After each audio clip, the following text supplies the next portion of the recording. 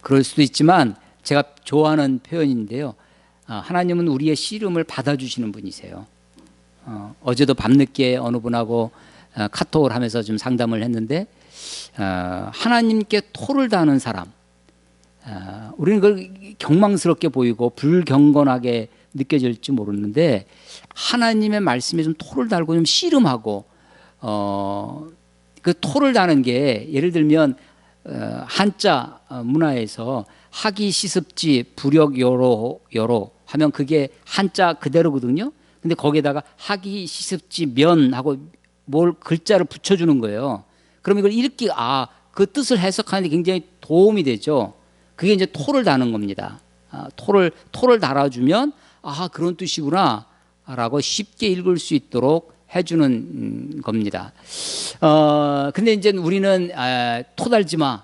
어떤 토를 달고 있어 하면서 토 다는 것에 대해서 근데 하나님이 이 씨름을 받아주세요. 하나님과 씨름하는 사람. 그런데 나중에 이 하박국이 처음에는 씨름으로 시작했다가 나중에는 포옹으로 끝납니다. 하나님을 찬양하고 하나님께 질문하고 하나님께 막 따져요. 하나님 어찌해서 어찌하여 언제까지 어느 때까지 그러실 거냐고 하나님하고 막 따지던 그가 나중에는 하나님을 찬양합니다.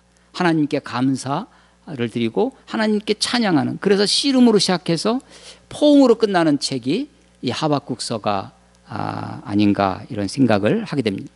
하박국이 활동했던 시대는 남왕국 유다가 북왕국 이스라엘 남왕국 유다로 분열됐다가 북왕국 이스라엘이 722년에 BC 기원전 722년에 아수르에 의해서 망합니다.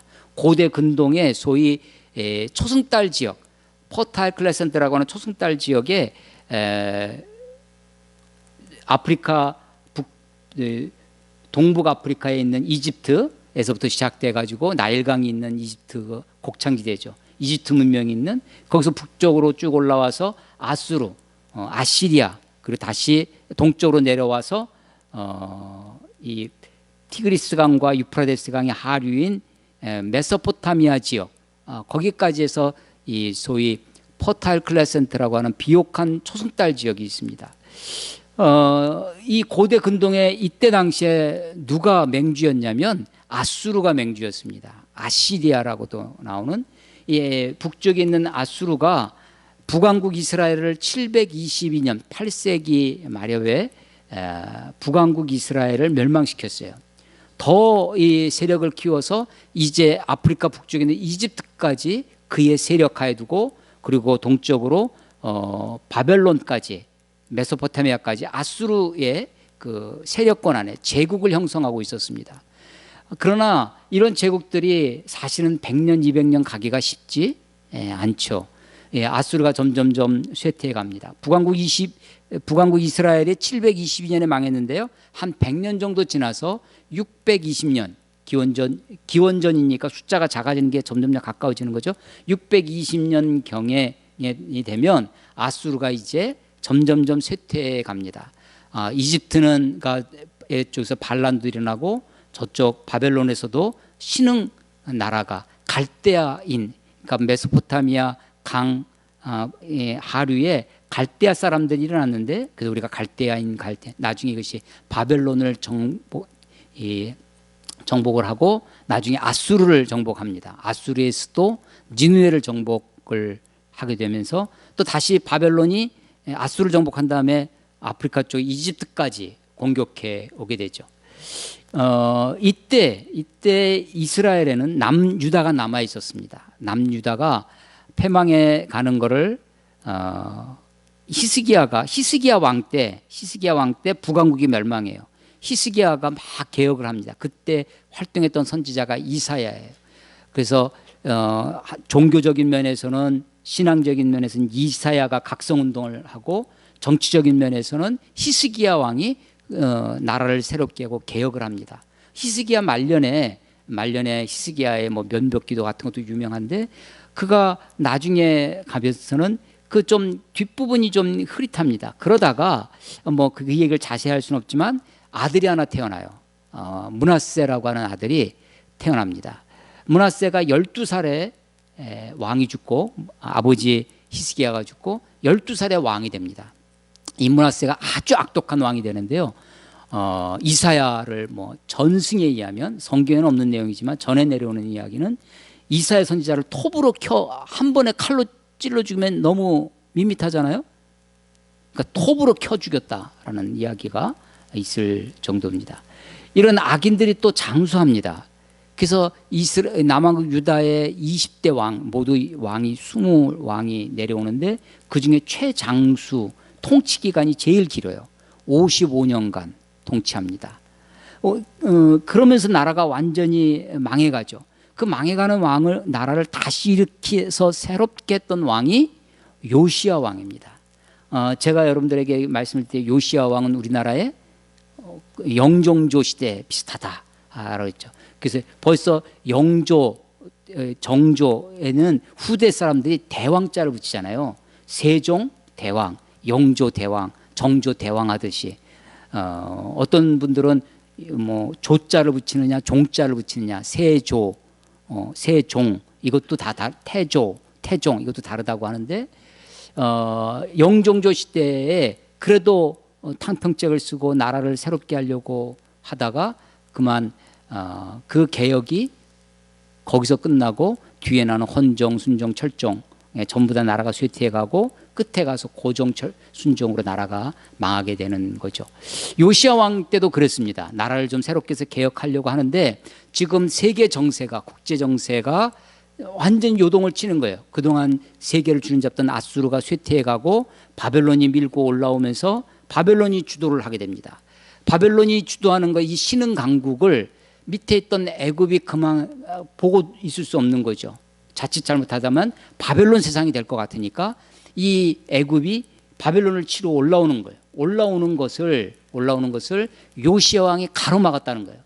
요시야 왕이 가로막아서 무깃도에서 전투를 벌이는데 애굽의 왕 바로 느고 왕하고 전쟁이 붙었는데 거기에서 이 원래는 왕이 애굽 느고가 우리는 이스라엘 너희한테는 해 끼치지 않고 마치 정명가도라고 그랬죠. 명나라를 치러 갈 때니 조선 너희는 길만 내다오. 그게 임진왜란을 일으켰던 명분이었잖아요. 그런 것처럼 이 애굽 바로 느고가 너희들하고는 상관없으니까 그냥 우리 비껴가가지고 지금 바벨론, 아수르를 정복한 바벨론을 침공하러 갈 거다라고 하는데 그럴 수 없다 해가지고 요시야 왕이 변장을 하고, 그것도 자기 왕복을 입고 나간 것이 아니라 그냥 일반 군 병사들처럼 변장을 하고 갔는데 그만 거기서 전사를 합니다. 이른 나이에 39살에 요절을 해서 개혁이 거기서 끝나죠. 끝나고 나니 왕이 갑자기 전쟁터에서 죽으니까 애굽 유다 나라에서는 어떻게 하냐면 신하들이 왕을 추대를 해야 될 거 아니에요. 아들 중에 세 아들이 있었는데 그 중에 둘째 아들을 왕으로 세웁니다. 둘째 아들을 왕으로 세워놓고 보니까 애굽 느고가 바로 느고가 둘째 아들을 그냥 강제로 잡아다가 애굽으로 끌고 가버렸어요. 그리고 자기 마음에 드는 첫째 아들을 다시 왕으로 세웁니다. 이 왕이 당연히 애굽에서 자기를 왕으로 세웠으니까 친애굽파가 될 거 아니에요. 그래서 애굽의 각종 세금을 갈취합니다. 그래서 요시야 왕의 첫 아들, 그렇지만 한 대를 거쳐온 왕이죠. 이 왕이 아주 막중한 세금을 걷습니다. 세금을 그 백성들의 피를 뽑는 거죠. 그걸 뽑아가지고 그걸로 애굽에 갔다 공물을 바치고 그러니까 아주 학정을 여호야 김이라는 김씨인가 봐요. 여호야 김 왕이 그렇게 학정을 합니다. 심지어는 이 시대에 활동했던 선지자가 예레미야인데요. 이 예레미야를 감옥에 가두고 막 박해를 하고 예레미야가 쓴 하나님의 말씀을 찢어서 한 장 읽어봐라. 딱 읽으면 벌써 막 귀에 거스리는 거예요. 찢어가지고 불에 태우고 읽어봐라. 또 읽고 찢어서 불 태우고 선지자 예레미야가 바룩한테 이렇게 구술을 하는데 그 구술에서 쓴 책을 두루마리 책을 찢어서 버린 왕이 바로 여호야 김입니다. 이 여호야 김이 11년을 다스리는데 그 사이에 아들이 왕이 되죠. 이 왕이 여호야긴 왕 때 이미 나라가 그냥 완전히 기울고 친애굽파가 돼서 사실은 바벨론이 점점 세우니까 바벨론에게 공물을 바치는 척하면서 애굽의 힘을 빌려서 이 바벨론을 물리치려고 하다가 바벨론이 침공해 옵니다. 그래서 이 이스라엘 백성들이 포로로 잡혀가고 1차, 2차 포로가 되어지죠. 그 다니엘을 비롯한 여러 사람들이 1차로 포로로 잡혀가고 에스겔을 비롯한 사람들이 2차 포로로 잡혀가고 마지막 3차 침공 때 남한국 유다가 완전히 멸망하게 되는 거죠. 그래서 이 국제 정세가 아주 급박하게 돌아가는 그런 때에 이 선지자가 바로 이 하박국 선지자입니다. 요시야 왕이 죽었어요.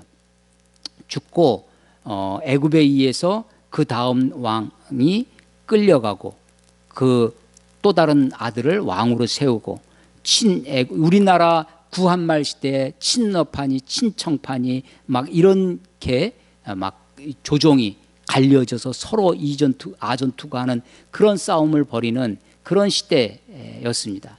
당연히 백성들의 삶은 안중에 없죠. 백성들을 아주 막중한 세금으로 갈취하고 그들을 압제하고 백성들은 점점점 궁핍하고 핍절한 삶으로 내몰리는 그런 시대가 바로 이 시대입니다. 그래서 이 왕들이 특별히 요시야 왕의 다음 왕이었던 둘째 아들이 먼저 왕이 됐다가 잡혀가고 첫째 아들이 왕이 됐던 여호야김 시대에 나라가 완전히 요시야 왕의 개혁을 완전히 뒤돌려서 반개혁적인 왕이 바로 여호야김 시대였는데 이 여호야김 시대를 배경으로 하는 선지자가 바로 하박국 선지자입니다. 그래서 이 마치 무엇과 같냐면 우리가 지금 2020년입니다. 서기 2020년을 살고 있는데 100여 년 전, 100년 전, 110년 정확히 110년이죠. 1910년에 한일합방이 됩니다. 일제에 의해서 일본에 의해서 우리가 합병이 되어지죠. 1910년입니다. 그 바로 5년 전에 한일합방 5년 전에 러일 전쟁이 이 땅에 일본과 다른 나라끼리 싸우는 거예요. 일본하고 러시아가 싸웁니다. 그로부터 10년 전 1894년 95년 갑오경장이 있고 동학혁명이 일어나는 그때 청나라와 일본이 싸웁니다. 청일전쟁이 벌어지죠. 그러니까 청일전쟁이 벌어지고 10년 후에 러일전쟁이 벌어지고 이 두 전쟁에 다 일본이 승리를 합니다. 일본이 승리를 하면서 이 일본 세력이 조선 한반도에 대한 조선 땅에 대한 패권을 가지게 되죠. 그리고 이제 만주로 진출하고 그러면서 이제 중국 땅까지 그래서 이 소위 이 동아시아를 하나로 묶겠다라고 하는 대동아 공영 조선 책략이라고 하는 책이 그때 이제 발행이 되면서 이 동아시아를 크게 하나로 묶는 대동아 공영의 그런 기치를 이제 일본이 내세우고 있는 거죠. 요즘도요. 최근에 근래에도 그 동안에는 소위 냉전 시대로 오다가 미국 주도에 미국이 거의 단일국 한 나라가 2차 세계대전 이후에 전 세계의 패권 국가 역할을 했죠. 그래서 팍스 아메리카나라고 하는 시대를 구가하고 있다가 점점점 중국이 지난 한 20, 30년 사이에 감히 우리가 상상하지 못할 정도로 중국이 지금 큰 세력을 형성하고 있습니다. G2가 되어져 있고 얼마 전에 나온 작년 그 GDP 뭐 이런 걸 보니까 미국이 총 1년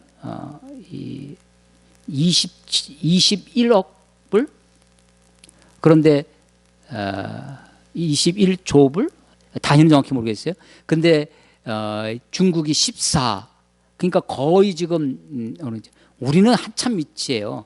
근데 이제 10위를 했다 우리나라가.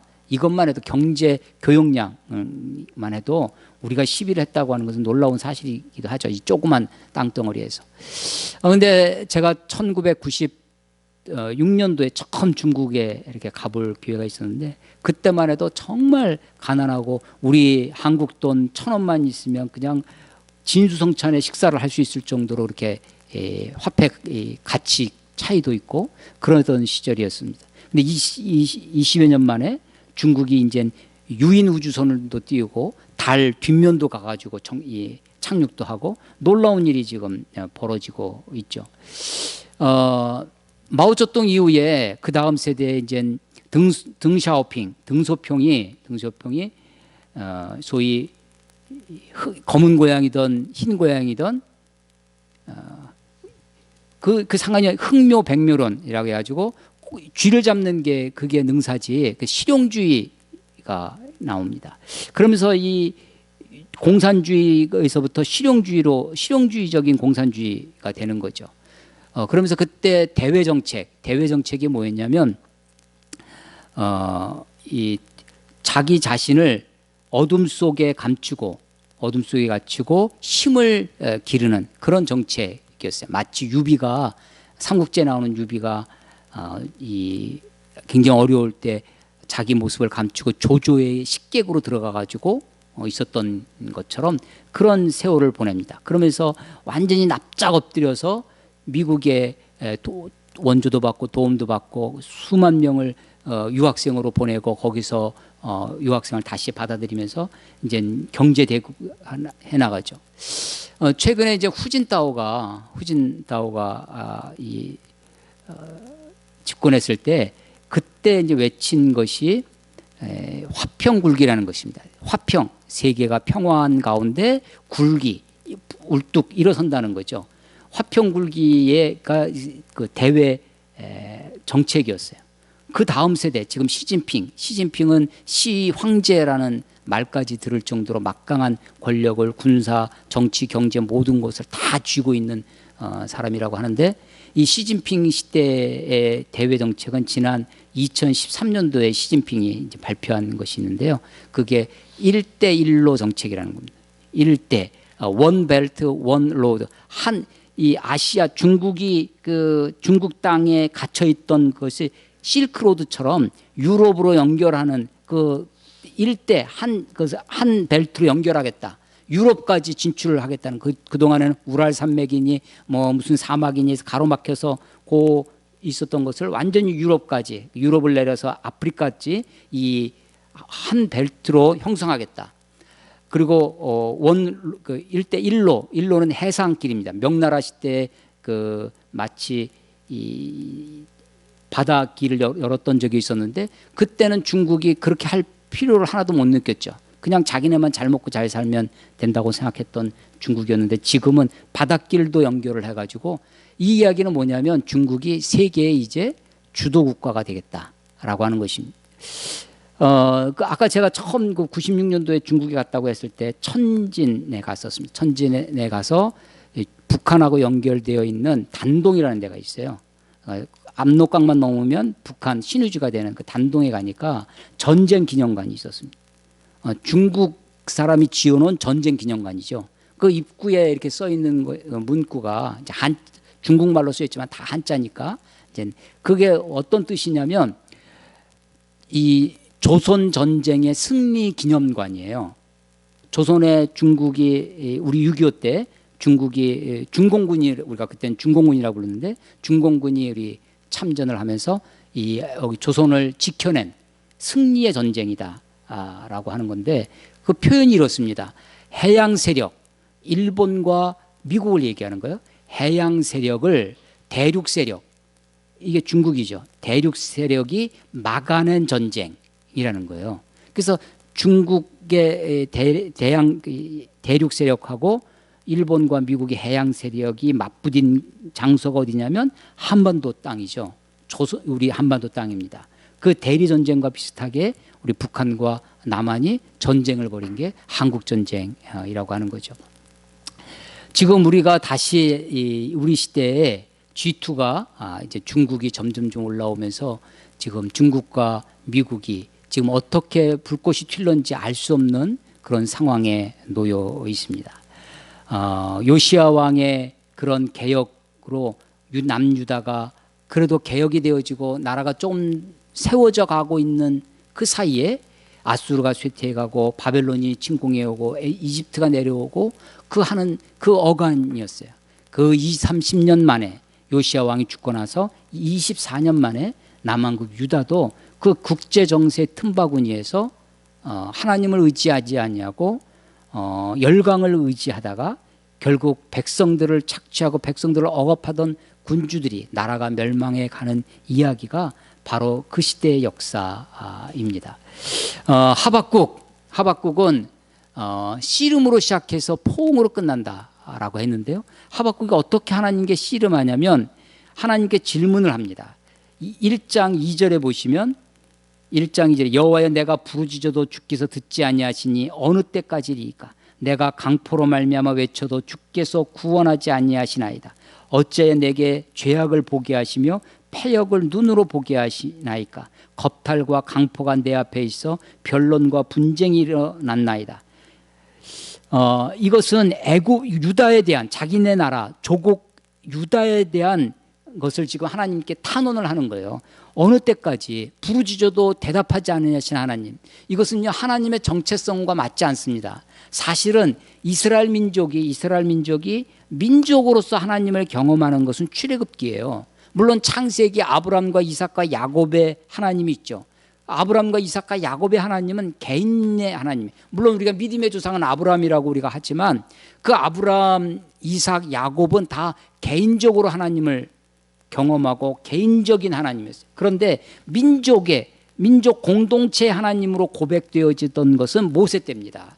이 모세의 그 출애굽의 이야기가 뭐냐면 애굽에서 고통받던 이스라엘 백성들 히브리인의 고통을 내가 너희의 고통을 보고 듣고 내가 그것을 구하러 오겠다. 그래서 하나님 어떤 하나님이냐? 고통을 들으시는 하나님이에요. 우리의 부르짖음을 들으시는 분이 우리 하나님이십니다. 심지어는 사실은 아브라함의 아내 중에 사라 말고 하갈이라고 있습니다.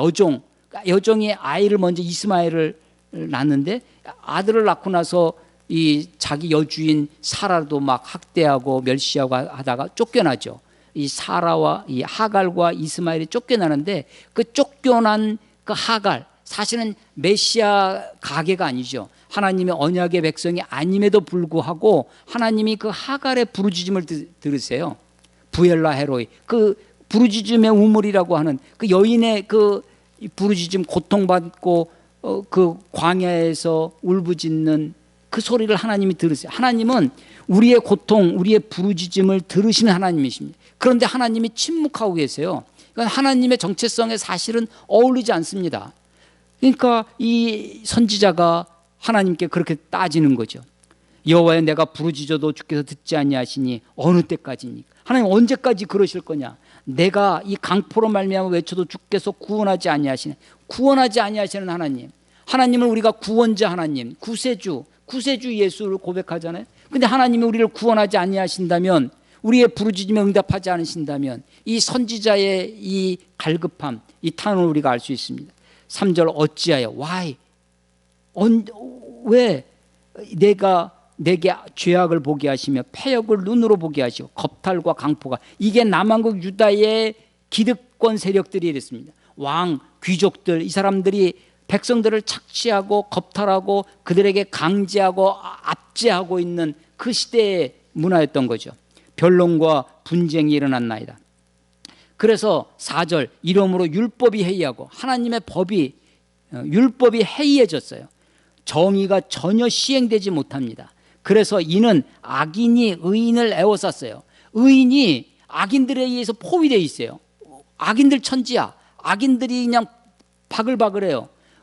악인이 의인을 애워쌌으므로 정의가 굳게 행하여 정의가 왜곡되어집니다. 뭐가 정의인지 모르는 거죠.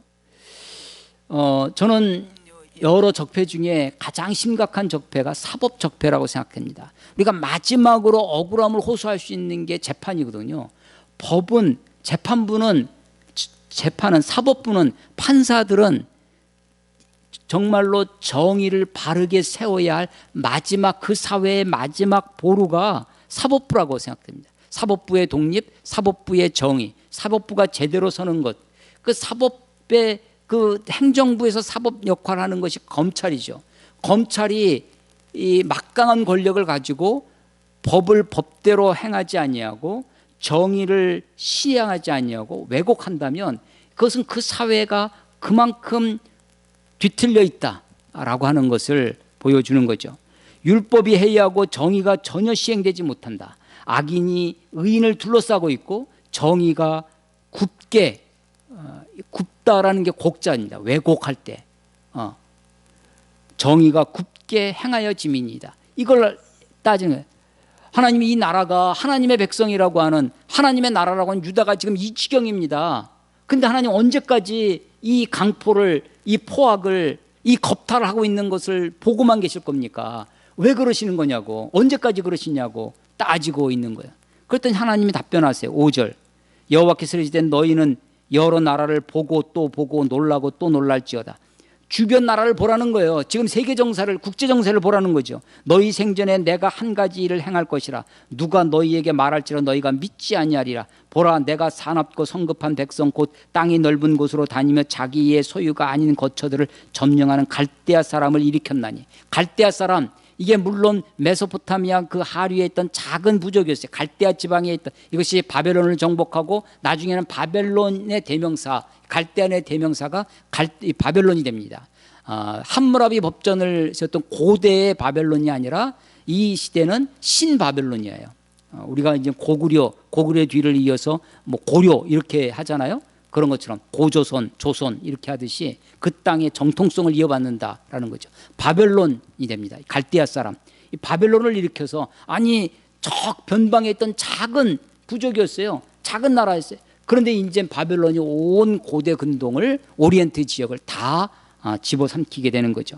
그 나라가 7절에 보면 그들은 두렵고 무서우며 당당함과 위엄이 자기들에게서 나오며 그들의 군마는 표범보다 빠르고 저녁 이리보다 사나우며 그들의 마병은 먼 곳에부터 빨리 달려오는 마병이라. 마치 먹이를 움키려 달려드는 독수리가 창공을 날다가 먹이를 달려들어서 그 먹이를 낚아채는 그런 것처럼 이 군마, 마병, 이 기마부대, 이 완전히 고대 오리엔트를 초토화시키는 겁니다.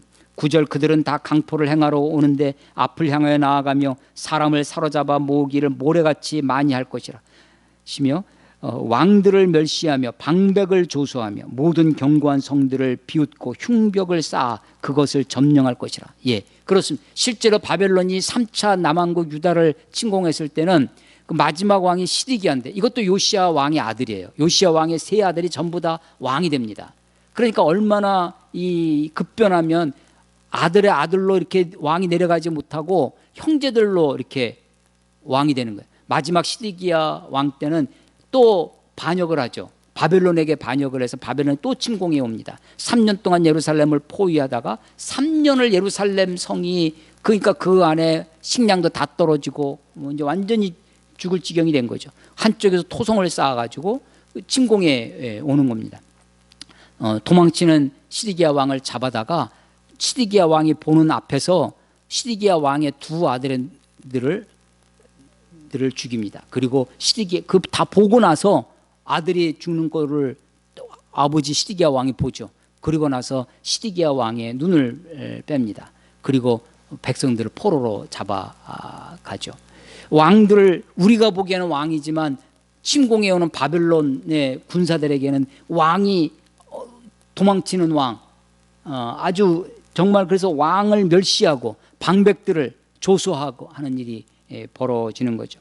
그런데 이런 바벨론은 어떤 사람들이냐? 11절 그들은 자기들의 힘을 자기들의 신으로 삼는 자예요. 뭐가 힘이냐? 뭘 믿고 사느냐? 내 힘을 믿고 사는 거죠. 자기 힘이, 권력이, 군사력이, 자기 권력이, 힘이 신이에요. 힘을 숭배하는 사람, 그 나라가 바벨론입니다. 선지자가 지금 유다 나라가 이렇게 강포와 겁탈과 이 패역함, 정의가 굽고 이런 것들을 하나님께 탄원을 했더니, 안다, 나도 내가 그거를 심판하러 올 것이다. 근데 누구를 통해서 심판하냐면 바벨론을 통해서 심판하신다는 거예요. 이 선지자가 깜짝 놀랍니다. 아니 어떻게 유다를 심판하시는 것은 좋은데 어떻게 유다보다 더 패역한, 더 악한 이 바벨론을 통해서 우리를 심판하냐고 다시 재차 묻는 것입니다. 그게 이제 12절부터. 이때는 두 번째 질문을 하는 건데요. 선지자의 두 번째 질문은 좀 품위를 갖춥니다. 12절, 오늘 본문부터 12절부터 읽었죠. 선지자가 이르되 여호와 나의 하나님, 나의 거룩한 이시. 하나님은 이제 거룩하신 분이라고. 주께서는 만세 전부터 응답하지도 않았던 분이 하나님과 씨름하니까 지금 응답해 오신 거예요. 갈대아인을 세워서 내가 그들을 통해서 심판하겠다 했더니 그 하나님의 응답을 듣고 하나님을 다시 부르기 시작합니다. 여호와 나의 하나님, 나의 거룩한 이시여, 주께서는 만세 전부터 계시지 아니하시나이까 우리가 사망에 이르지 아니하리이다. 여호와여, 주께서 심판하기 위하여 그들을 두셨나이다. 유다를 심판하기 위해서 그들 바벨론을 두셨다는 거예요. 반석이시여, 주께서 우리를 깨우치기 위해서 그들을 바벨론 갈대아 사람들을 세우셨나이다. 그런데 13절, 주께서는 눈이 정결하심으로. 정결한 눈은 어떠해야 될까요? 자, 눈이 정결하심으로 악을 참아 보지 못하시며 패역을 참아 보지 못하시거늘 어찌하여 거짓된 자들을 방관하시며 악인이 자기보다 의로운, 그러니까 악인 바벨론 사람들이 자기보다 의로운 유다가 물론 패역하고 유다가 물론 강포와 겁탈을 일삼지만 저들보다는 안 돼. 악인이 자기보다 의로운 사람을 삼키는데도 잠잠하시나이까. 자, 하나님의 눈이 정결해요. 이 정결한 눈은 그냥 깨끗함만 강조하는 것이 아닙니다. 거룩하신 하나님의 눈은, 그 정결하신 눈이 악을 참아 보지 못하시는 거죠. 패역을 참아 보지 못하세요. 그런데 하나님이 거짓된 자들을 방치하듯 보는 것, 그게 방관이죠. 하나님이 못 본 척 하십니다. 보지 않으세요. 보고도 못 본 척 하신다. 그렇게 보여지는 거예요. 악인이 자기보다 의로운 사람을 삼키는데도 잠잠하시나이까. 14절, 주께서 어찌하여 사람을 바다의 고기 같게 하시며 다스리는 자 없는 벌레 같게 하시나이까. 벌레들이 막 날뛰고 하는 것처럼 혼돈과 바다의 고기처럼 무가치하고 그리고 유약하고 그런 존재로 만드시냐는 거죠, 사람을. 15절, 그가 낚시로 모두 낚으며 그물로 잡으며 투망으로 모으고. 세 가지가 연거푸 나옵니다. 낚시로 잡아요, 그물로 던져 잡습니다, 완전히 투망으로 완전히 싹쓸이 해갑니다. 그런 것처럼 사람들을 바다의 고기처럼 그렇게 휘몰아 가는 것이죠. 그러면서도 그렇게 사람들을 잡아가고 포로로 압제와 강포를 행하면서도 그걸 기뻐해요.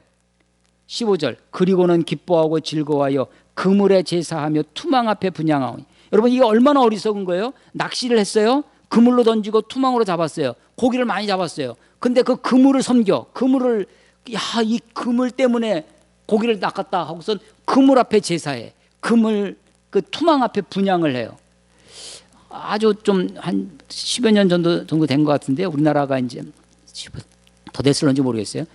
우리 이 뉴스에 나오는 것 중에 우리나라도 드디어 인공위성을 띄우게 됐다.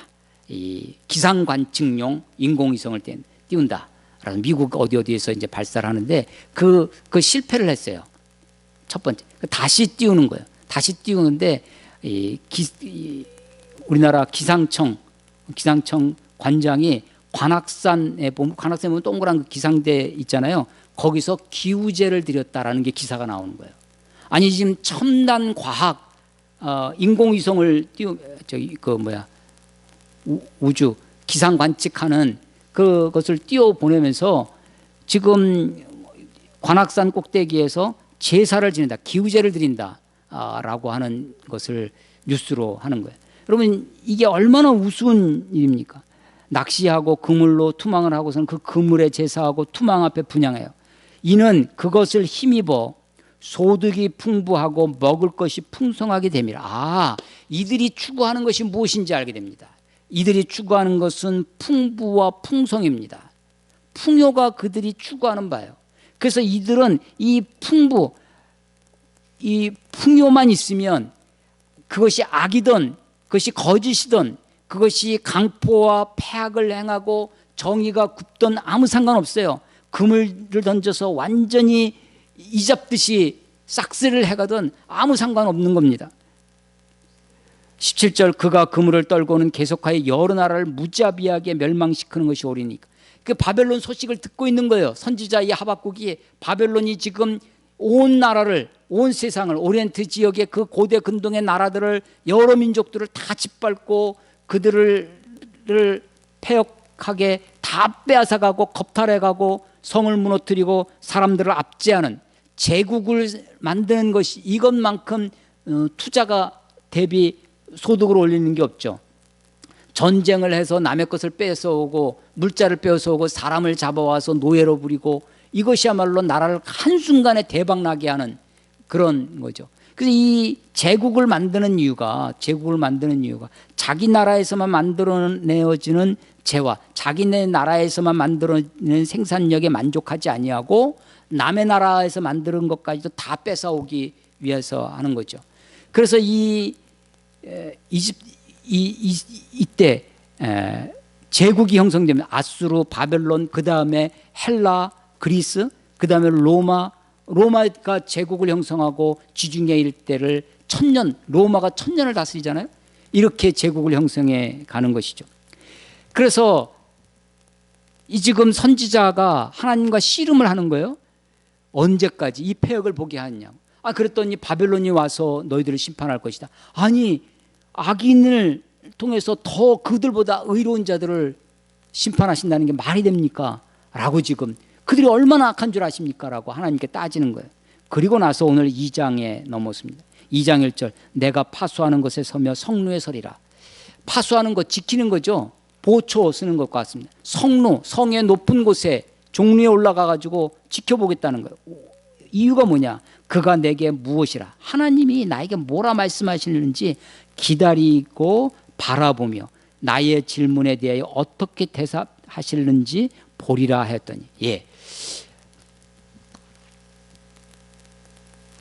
선지자가 파수하는 곳은 어디입니까? 지키는 곳이 어디예요? 예루살렘 성의 제일 높은 곳에 올라가서 선지자가 지금 성루에서 보초 쓰듯 서 있는 것입니까?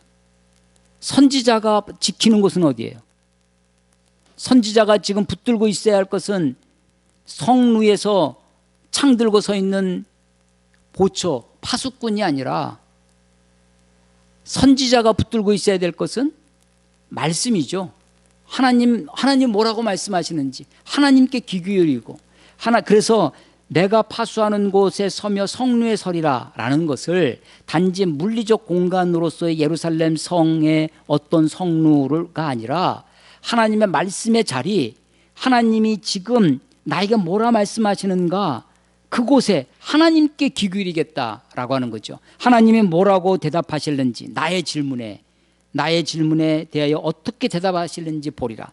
하나님의 답변을 예루살렘 동쪽 끝에 그 성루에서 그 답변을 기다리는 것이 아니라 말씀의 자리, 기도의 자리, 하나님의 임재의 자리, 하나님과 대면하여 만날 수 있는 지성소의 자리에 가겠다.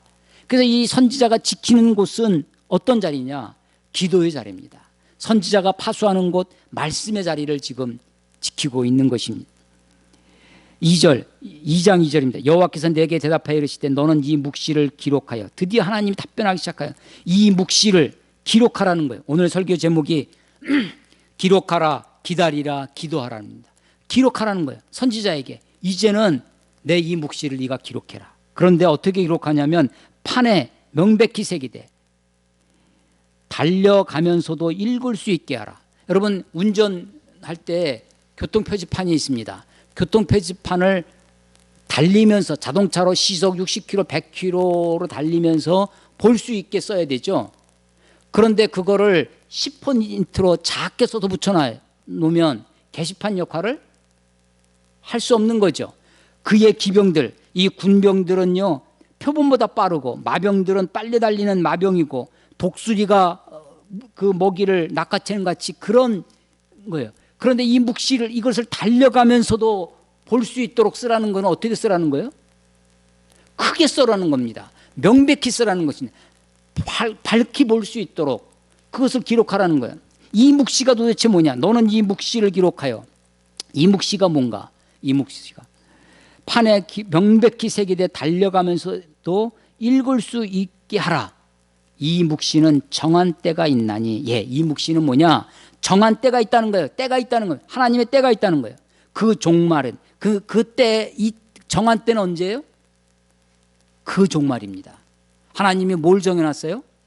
종말을 정해놨어요. 하나님의 종말은 무엇과 관계 있어요? 심판과 관계 있습니다. 하나님이 심판의 때를 정한 때가 있나니 그 종말이 속히 이르겠고 결코 거짓되지 아니하리라. 비록 더딜지라도 기다리라. 지체되지 않고 반드시 응하리라. 자, 이 묵시가 뭐냐? 이 묵시가 뭐냐? 때가 있다라는 겁니다. 정한 때가 있다. 누가 정해요? 이 때를 누가 정합니까? 하나님이 정하는 거죠. 그때는 언제예요? 종말의 때입니다.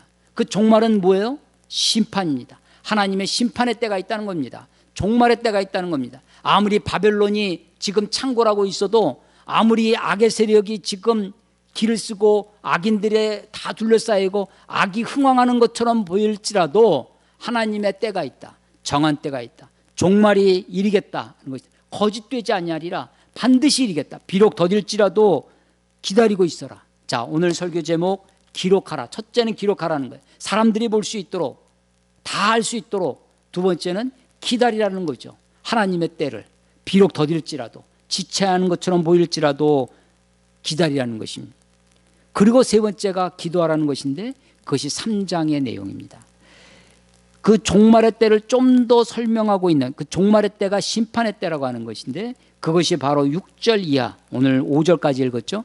6절 이하 2장 20절까지가 종말, 심판에 대해서 이야기합니다. 하나님이 누구를 심판하시느냐? 그 악인, 그 바벨론도 심판할 것이다 라고 하는 것입니다. 그리고 이 하박국서 바로 앞에 있는 책이 나훔서예요. 나훔서는 니느웨에 대한 경고라. 니느웨, 아수르의 수도입니다. 아수르에 대한 심판의 메시지가 나훔서예요. 바로 뒤에 있는 하박국서는 하박국이 묵시로 받은 경고라, 이렇게 시작돼요. 1절이. 하박국이 받은 이 경고는 누구에 대한 경고냐면 사실은 바벨론에 대한 경고입니다. 바벨론이 창궐해 옵니다. 아수르를 정복했어요. 이제 애굽까지, 이집트까지 침공해 갑니다. 이 온 세계를 지배하고 있는 바벨론, 그 악한 나라를 내가 심판할 것이다 라고 하는 하나님의 심판의 메시지입니다. 이 심판의 메시지가 5가지로 나와요. 5가지가 화 있을진저, 화 있을진저, 화 있을진저. 5가지 화의 외침, woe, 5-4 cry라고 하는 건 5가지 화의 외침으로 설명되어집니다. 6절에 보시면 2장 6절에 그 무리가 다 속담으로 그를 평론하며 조롱하는 시로 그를 풍자하지 않겠느냐. 곧 이르기를, 그는 다 바벨론이에요. 화 있을진저, 자기 소유 아닌 것을 모으는 자. 이게 제국이죠. 자기 땅에서 나는 것으로 만족하지 않고 남의 나라 다 집어삼키고 빼앗고 자기 소유 아닌 것을 모으는 자들. 화 있을진저. 9절 재앙을 피하기 위해 높은 데 깃들이며 하며 자기 집을 위해 부당한 이득을 취하는 자에게 화 있을진저. 이 제국의 특징이 뭐냐? 부당한 이익을, 이게 아주 절정이죠. 이 부당한 이익을 해서 온갖 수단과 방법을 가리지 않습니다. 힘이 자기 신이에요. 자기 힘을 신으로 삼는 자들입니다. 풍요와 풍성을 추구하고 있는 자들입니다. 12절 피로 성읍을 건설하며 불의로 성을 건축하는 자에게 화 있을진저. 그 성읍을 건설합니다. 성을 건축해요. 제국들이 정복하면 거기에 성을 쌓습니다. 자기가 차지한 것을 지키기 위해서. 근데 성을 어떻게 쌓아요? 백성들을 공출을 해요. 백성들을 노동력을 착취해서 성을 쌓습니다. 그래서 11절에 보면 담에서 돌이 부르짖고 집에서 들보가 응답해요. 그 성을 쌓아도, 집을 짓고 성읍을 쌓아도 그것이 다 백성들의 울부짖음이죠. 15절 이웃에게 술을 마시게 하되 자기의 분노를 더하여 그에게 취하게 하고 그 하체를 드러내려 하는 자에게 화 있을진저. 그래서 자기가 가지고 있는 힘으로 남을 강제합니다. 힘이 신이에요. 신을 섬겨. 그리고 나면 그들이 추구하는 것은 풍요와 풍성이고 그들이 추구하는 것은 쾌락입니다. 그래서 온갖 타락의 본 모습들이 드러나기 시작하는 거죠. 그래서 이웃에게 술을 마시고 자기의 분노를 더하고 하체를 드러냅니다. 더러운 욕으로 자기의 영광을 가립니다. 이게 그들의 모습입니다. 18절에 보면 다섯 번째 화입니다. 새긴 우상은 그 새겨 만든 자에게 무엇이 유익하겠느냐. 부어 만든 우상은 거짓 스승이라 만든 자가 이 말하지 못하는 우상을 의지하니 무엇이 유익하겠느냐. 나무에게 깨라 하며 말하지 못하는 돌에게 일어나라 하는 자에게 화 있을진저. 우상 숭배하는 자들에게. 그래서 다섯 가지 화를 6절, 9절, 12절, 15절, 19절 다섯 가지의 화를 통해서 바벨론 제국, 남을 강제하고 빼앗고 겁탈하고 하는 패역을 임삼고 온 나라 이민족 저민족을 다 짓밟고 있는 이 바벨론에 대한 심판을 이야기하십니다. 마지막에 20절에 보시면 오직 여호와는 그 성전에 계시니 온 땅은 그 앞에서 잠잠할지어다. 하나님은 어디 계신다고 그래요? 성전에 계십니다. 예루살렘 성전에 가면 성소가 있고 지성소가 있습니다. 그 지성소 안으로 들어가면 지성소 안에 뭐가 있어요? 법궤가 있습니다. 법궤 안에 하나님의 율법이 들어있어요. 그러니까 하나님이 지금 어디 계시냐면 그 지성소 안에, 예루살렘 성 안에, 성전 안에, 지성소 안에, 법궤 안에, 법궤 위에 덮개, 속죄소라고 하는 것은 내가 거기서 너를 만나러. 하나님이 지금 깊은 곳에 어둠 속에 거하시는 하나님이십니다. 지금 선지자는 어디가 있다고 그랬어요? 내가 어디에 서겠다고? 내가 파수하는 곳, 성루에 서겠다. 높은 곳이죠. 이 선지자가 이야기하는 높은 곳, 하나님은 뭐라고 내 질문에 답변하시는지 내가 지켜보겠다라고 했던 그 높은 곳. 그런데 하나님은 지금 어디 계신다고 그래요? 깊은 곳, 성전에. 이 성전이 예루살렘, 지금 이스라엘 땅에 있는 예루살렘에 있는 그 성전을, 지금은 성전이 세워져 있지 않습니다. 제2성전이 무너지고 유대인들은 아직도 물리적인 제3성전을 지금 기다리고 있죠. 마지막 허물어지고 남은 그 서쪽에 있는 통극의 벽, 로마가 무너뜨린 마지막 그 잔재, 그거 붙들고 지금 제3성전을 기다리고 있습니다. 예루살렘이 재건되기를, 그 성전이 세워지기를, 그 물리적인 공간으로서의 성전을 이야기하는 것이 아니라 하나님을 만나는 지성소입니다. 하나님이 임재가 있는 곳. 예수님이 자기 자신을 성전이라고 하시죠. 바울은 너희가 하나님의 성전인 것과 하나님의 성령이 너희 안에 거하시는 것을 알지. 하나님의 성전이 우리 안에, 우리 깊은 곳에서 하나님이 거기 계신다고 말씀하시는 거예요. 오직 여호와는 그 성전. 하나님의 음성을 들으려면 사실은 이 선지자가 내가 파수하는 곳, 높은 곳, 성루의 설이라고 했는데 하나님은 성전에 계신다고 하는 거예요. 높은 곳에 올라가서 정말 파수하는 것, 선지자가 말씀을 지키고 기도를 지키는 그 자리, 내가 파수하는 것, 그곳에서 하나님의 음성을 기다리는 거예요. 이제는 선지자의 질문이, 선지자가 하나님께 따지고 불평하고 원망하고 어찌하여 어느 때까지 했던 그것이 3장에 가면 하나님의 심판의 메시지를 듣고 하나님의 이 묵시의 말씀을, 이것을 기록하라, 기다려라 하셨던 이 심판의 메시지를 듣고 나서 하나님이 역사의 주인 되시는구나, 하나님이 이것을 방관하지 아니하시는구나, 하나님이 반드시 저 악인들을 징벌하시고 심판하시겠구나라는 말씀을 듣고 그 질문이, 그 불평이 기도로 바뀌는 거예요. 그것이 3장입니다. 시기온옷에 맞춘 선지자 하박국의 기도라. 여호와여, 내가 주께 대한 소문을 듣고 놀랐나이다. 여호와여, 주는 주의 일을 이 수년 내에 부응케 하옵소서. 예, 부응케 하옵소서. 이런 기도가 있으니까 많은 교회들이 교회의 표어로 이걸 많이 썼습니다. 주의 일을 수년 내에 부응케 하옵소서. 우리 교회가 수년 내에 부응케 해달라고, 우리 모임에 부응케 해달라고. 그런데 이 무엇을 부응케 해달라고 하는 거냐면 주의 일입니다. 주의 일. 주의 일이 뭐냐면 바벨론 제국을 무너뜨리는 거예요. 그들을 심판하시, 하나님의 심판이, 그러니까 하나님의 뜻이죠. 하나님의 경륜이, 하나님의 계획이 온전히 이루어지게 해달라고 하는 기도입니다. 그러니까 지금 선지자가 무엇을 위해 기도해요? 하나님의 뜻을 위해 기도합니다. 하나님의 계획을 위해서 기도해요.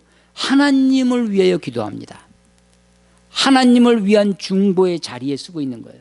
처음에는 이 하박국이 씨름했던 건 뭐냐면 유다, 자기네 나라 조국 유다에 대한 그 패역함, 그 강포, 그 겁탈을 일삼는 그 조국의 그 암담한 현실, 그걸 붙들고 기도하는데 그걸 가지고 하나님께 씨름하죠.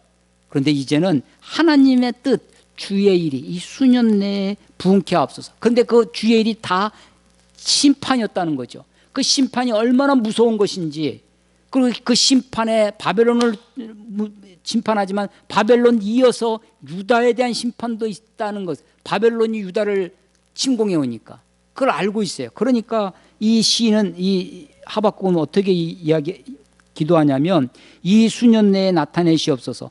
진노 중에라도 긍휼을 잊지 마옵소서. 예, 진노 중에라도. 그렇습니다. 우리가요 하나님 앞에 서면 사실은 설 자가 아무도 없죠. 거룩하신 하나님 앞에 누가 감히 설 수 있겠어요? 이 죄인이, 우리가 다 하나님의 진노의 자녀였습니다.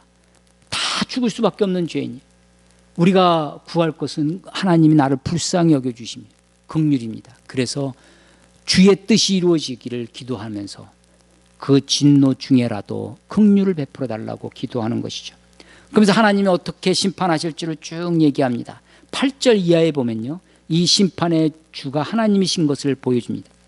8절 여호와여 주께서 말을 다시고, 9절 주께서 활을 꺼내시고, 12절 주께서 노를 바라사, 13절 주께서 주의 백성을 구원하시려고, 15절 주께서 말을 다시고, 예, 주께서. 자, 이제 어찌하여, why, 왜, 언제까지 그렇게 묻던 이 선지자가 무엇을 얘기하는 거냐면 이 역사의 주인이 하나님이시라는 것을 알고 주님께서 하시는군요. 주님께서 이 심판을, 주님께서 이 역사를 이끌어 가신다는 것을 쭉 고백하고 노래합니다. 이것은 사실은 두렵고 떨리는 일입니다. 이것은 너무나 무서운 하나님의 심판입니다. 종말이 다가오고 있다. 하나님의 심판의 때가 오고 있다는 것이에요.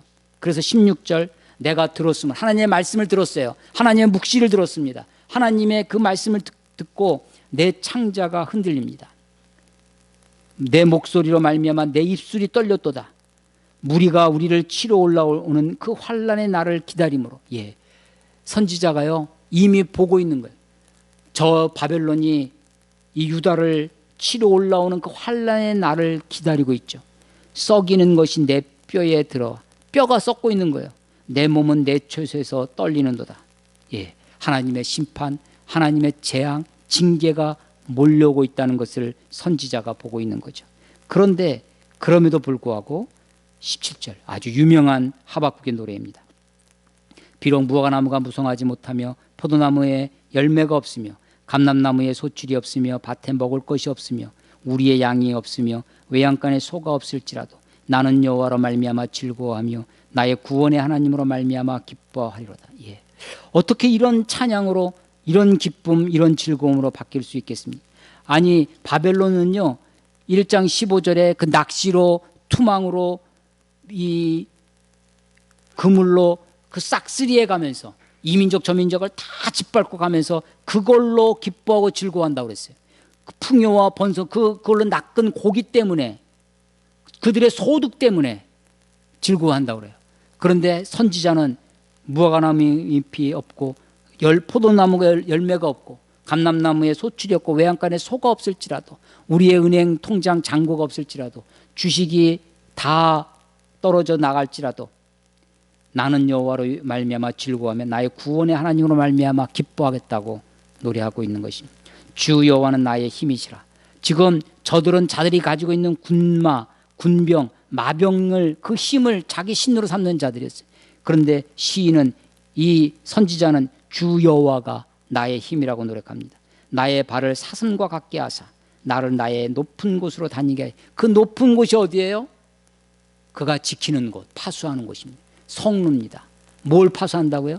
예루살렘 성의 동쪽 끝에 있는 그 높은 망대가 아니라 하나님의 말씀을 붙들고 있겠다는 것입니다. 기도의 자리를 지키고 있겠다는 거예요. 내가 파수하는 것, 선지자가 지키는 게 하나님의 말씀이죠. 그곳이 높은 곳이에요. 선지자는 2장 20절 마지막에 여호와는, 하나님의 말씀을 통해, 묵시를 통해서 주 여호와는 성전에 계시니 성전 깊은 곳에 계세요. 깊은 그곳, 높은 그곳, 나의 발을 사슴과 같게 하사. 예. 어떻게 하면 이 불평과 원망과 탄원이 이런 기쁨과 이런 찬양과 이런 희망으로 바뀔 수 있을까? 예. 하나님을 믿으십시오. 하나님이 거룩하신, 하나님이 역사의 주인이라는 사실을 믿고 기다리는 것입니다. 기록되지 않은 말씀이 뭐라고 기록되어 있는지 이 말씀을 붙들고 파수의 자리에 서보십시오. 기록하라. 기다리라. 하나님의 때를 기다리십시오. 비록 더딜지라도. 그리고 기도하라. 그 기도의 자리를 지켜보십시오. 우리의 절망이 변하여 이런 희망으로, 이런 놀라운 신앙의 고백으로 바뀌어지는 역사가 저와 여러분의 삶 가운데 이 말씀처럼 이루어지기를 간절히 기도합니다. 기도하겠습니다. 하나님 아버지, 은혜를 감사합니다. 수천 년 전에 하박국의 이 탄원을, 이 외침을, 이 기도를 우리가 이 시대에 21세기에도 다시 읽으며 주님을 찬양합니다. 하나님, 내 마음, 내 생각으로는 도저히 이해할 수 없는 삶의 현실들이 우리의 삶 가운데 펼쳐진다 할지라도 하나님이 우리의 왕이시며 하나님이 역사의 주인 되시고 역사를 섭리하시는 분이라는 사실을 우리로 굳게 믿게 하시고 우리 주님을 기다리며 비록 더딜지라도 하나님의 정한 때가 있다는 사실 앞에 오직 의인은 믿음으로 말미암아 살리라고 하는, 그래서 그 신실함으로 하나님 앞에 살아갈 수 있도록 하나님 우리에게 힘 주시고 용기를 더하여 주시옵소서. 주님을 기다립니다. 주님의 때를 기다립니다. 우리로 하여금 선지자와 같이